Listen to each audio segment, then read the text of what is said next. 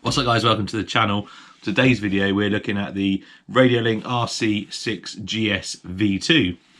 Now this is new from RadioLink. This has been sent to me direct from them, from their store on AliExpress. You can also get it on Amazon. I'll put a link in the description for where you can get it. New version comes with a newer receiver as well, and we're going to talk about all the features it does. So let's get it out of the box and let's have a look at it, and let's have a talk about what it can do. Anyway, before I get this out of the box, I've got a quick question for my non-subscribers that are watching this video. If you've seen more than 2 or 3 of my videos, let me know in the comments why you've not subscribed yet, because I'd like to know them sort of things and we might be able to change it. Don't tell me I'm boring, I already know that. Let's get this out of the box. So in my opinion, the price point on this is spot on compared to some of the other stuff. So I use a DX5C with a lot of my stuff. These are probably twice the price. Really good, but pretty much the same features across them. That's probably got more features than this. It's definitely got higher range. I'm not saying there's anything wrong with Spectrum stuff. I'm just showing you that for half the price, you can get a really good radio.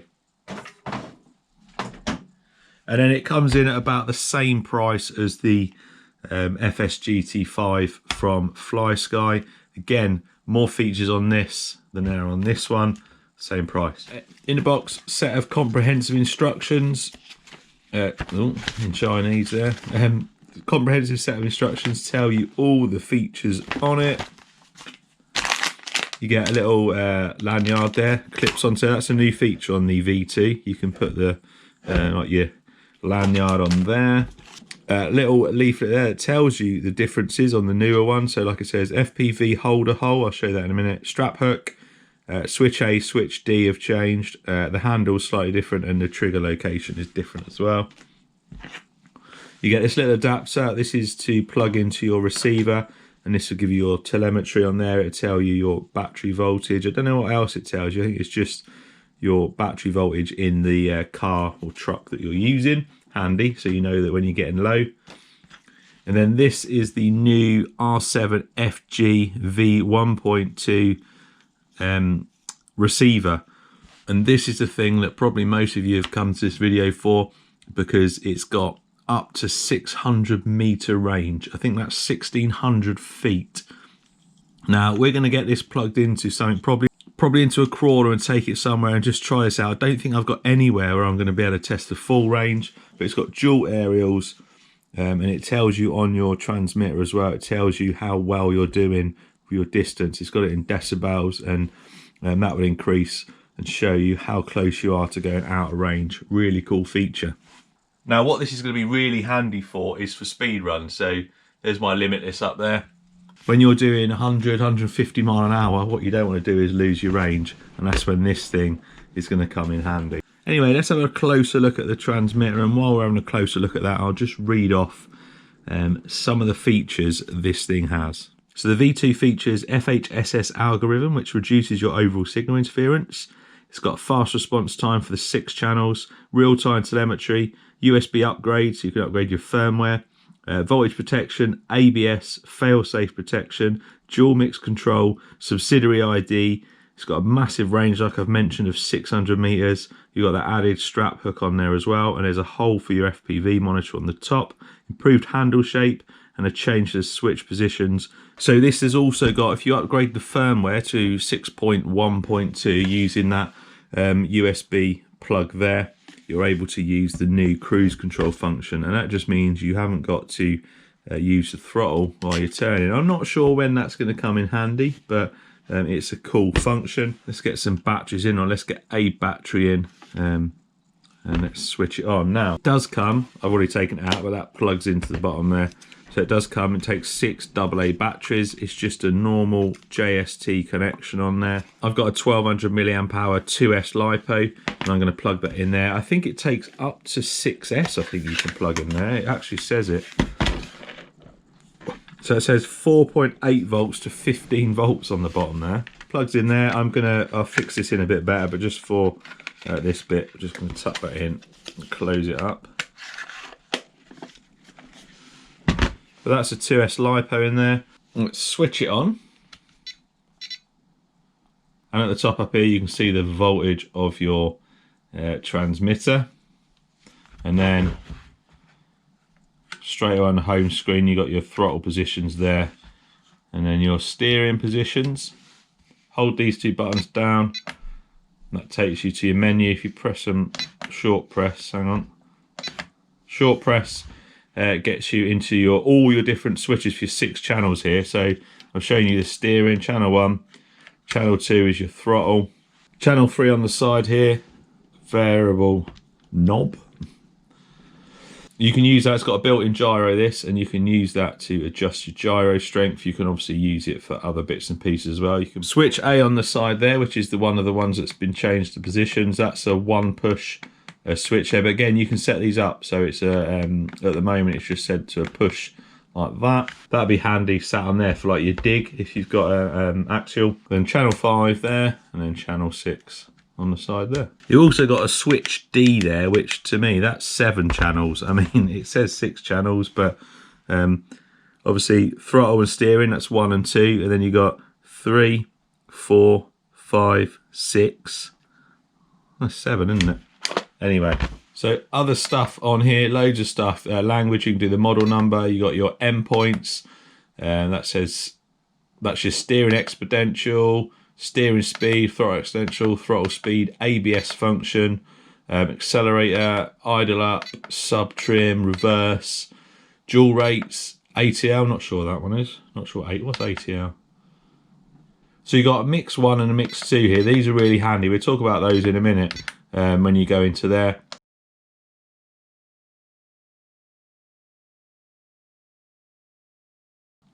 Got them, and then you've got aux channels, where you can set your aux channels up to what they do. Then you can put the name of it. You've got your alarm, and you've got your gyro. If you go into your gyro, at the moment it's set to says VR, so as you turn that, your gyro rate goes down. Turn it up. You can also put it on, I think it's on standard, which is 50%. Loads of functions. Now there's no way on this video that I can go through every single function and show them in use. I don't know all the functions as well. This is the sort of thing, the sort of radio that you start using, go through it all, learn yourself how to use stuff. But it has got nearly every single function you could probably think of. With this standard sized threaded hole in the top, you can fit your GoPro or whatever your action cam brackets are. They'll screw in there. And then if I had my adapters with me, I could put that on there. So you could have, so at the moment, as you can see, I've got the, I'm recording you, but you can put that on the top of there. So when you're filming, and you've got this, and you've got your, I always put my camera down here on the bottom. So my GoPro's down here. I've got my like monitor screen or phone up here, and it gives you actually a better way of filming stuff, so you know you're actually getting the action. That is a cool little function. It's got a little rubber bung just to stick in there. So as well as this, you can get a little mini one. I haven't got the mini one, but it's half the size of this, maybe even smaller, really thin. Ideal for stuff if you've got like no space and stuff. That is perfect for them. I think what we need to do now, let's get this in. I think we're going to stick it in the Jeep. Let's take it to the quarry and let's just see how far we can get. I don't think I'm going to get the full 1600 foot range or 600 meter range, but that's probably the best place to actually try this thing out. Right, so ready to test this range now. It's pretty windy today and the wind's coming towards me, which isn't ideal. I'm as far as I can get to in this quarry, and I can kind of see to about there, I reckon. Now, I've changed trucks, and then I realised as soon as I changed it, this truck's very similar to the colour of the quarry. So anyway, put a bit of branding on so I can see it a bit better. Also, little last minute decision, flashing light. So rather than me just sat here watching it go down there, I've got my 360 camera on. I'm probably gonna I'll be doing a review on this soon. It's the Insta 360 1R, decent camera. I've got a GoPro down the side there. We'll start that recording. I've got the SkyRC GPS in there. We'll wait for some satellites to come because I'm going to use that because it actually gives you a distance on there. So if we go down there and follow the same route back, we can just split in half what our distance is, and then that should give us a good indication of how far we've gone. Not sure I'm going to get the full 600 meters. So one, because of the wind, and two, the aerials. I've got one stuck out here and I've got one tucked underneath. There's a specific way to put the aerials and I can't really do it on this truck, so having them exposed would be much better. Let's turn it off for a minute. Right, cameras are recording. We'll start the GPS. We're going to make our way down there. Wish me luck.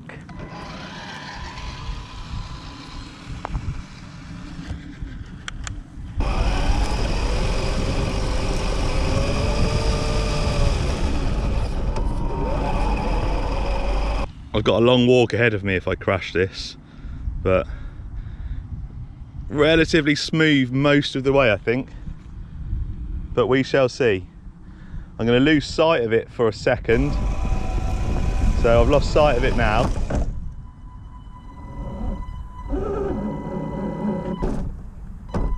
I think it's stuck already. Let's come back. Oh, that's a fail straight away.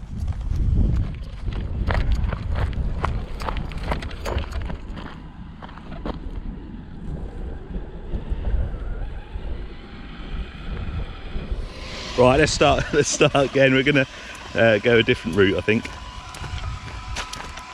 So we got about 300 feet that time, so we need to go a little bit further. I'm gonna take a different route. I'm gonna go that way so I can see it. Losing sight over there was not a good idea. Right, this is where I lose sight of it again for a little bit. A little bit stuck there, but I think I got through. Still moving. Oh, you know what I done? You know what I didn't do? I didn't put the light back on.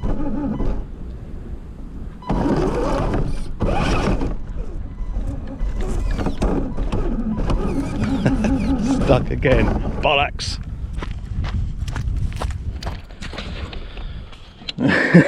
Right, I've just trekked from all the way over there. Change of plan. We are now going right down there. Wind is now behind me. So, oh, hang on. Let's reset. Well, I've just walked 2,000 feet, so right then, take number 4. Perfect line of sight from here, so well, that doesn't mean it's going to go right.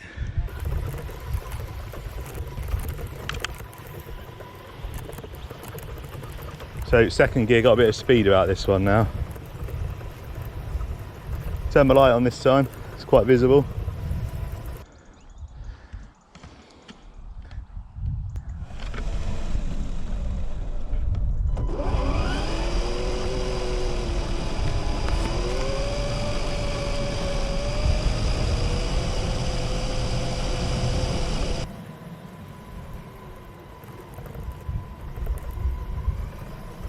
Still got a good response there as well on the steering from that distance.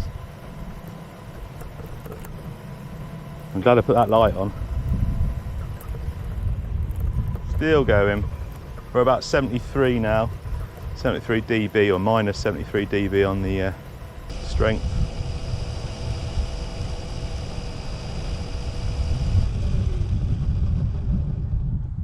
Wow. Do you need any further on a speed run? We are still going. I think we're going to get to the fence line up there. That's crazy. I've got to be careful, I don't want to get stuck on the fence. Yeah, we're still there. Right, I think I'm on the fence line, and that is 78 or 80 signal strength. So 78, 77, so I walk backwards. Right, let's spin it around and bring it back.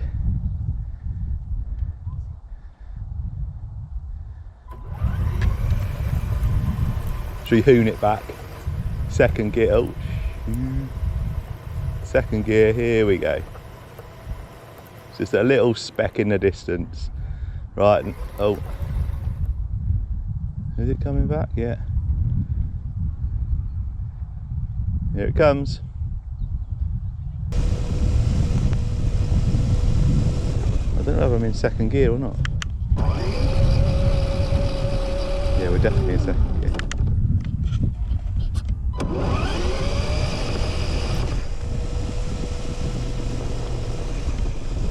It looks really slow from this distance, but I know it's actually quite fast in second gear.